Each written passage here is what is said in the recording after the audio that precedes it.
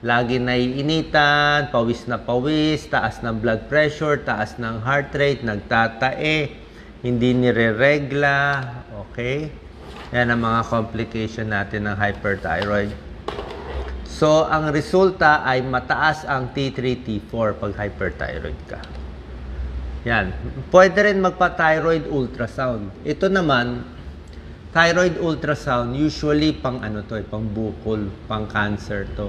Either may nodule, pero pag hyperthyroid, minsan wala naman nakikita.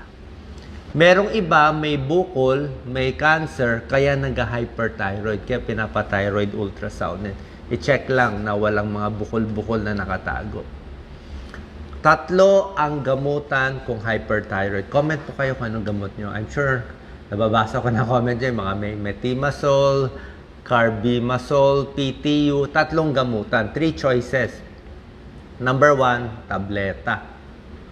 Either methimazole, tapazole, carbimazole, PTU, bibigay.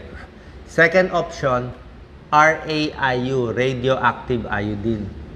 May iniinom ka na radioactive material, parang niluluto o sinisira niya yung thyroid mo para hindi ka na mag-hyperthyroid.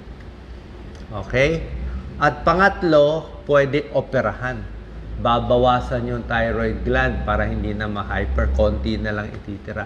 So, 1, 2, 3. Sasabihin ko ang pros and cons.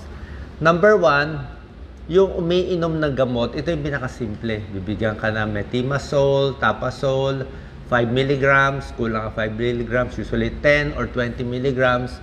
Merong gumagaling dito, 6 na buwan, 1 taon, iniinom, gumagaling na. Regular check-up sa endocrinologist. Hinig po regular check-up sa endo, kailangan to. Advantage, mabilis, tableta lang, pwede gumaling agad.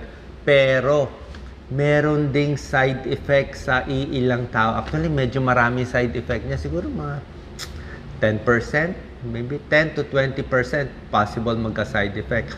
Pero kung nandoon ka sa 80-90% din magkaka-side effect, di walang problema. Diba? Pero pag umiinom kayo ng methimazole, carbimazole, PTU para sa thyroid, may babantayan kayo. Tingnan nyo, nagra-rush ba kayo? Kung sobra daming mga parang eczema, tigil, balik tayo sa endo, palit ang gamot. Arthralgia, sakit ng mga muscle.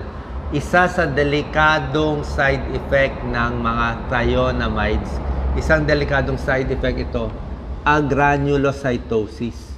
Babagsak ang white blood cell. So yung mga sundalo ng katawan natin,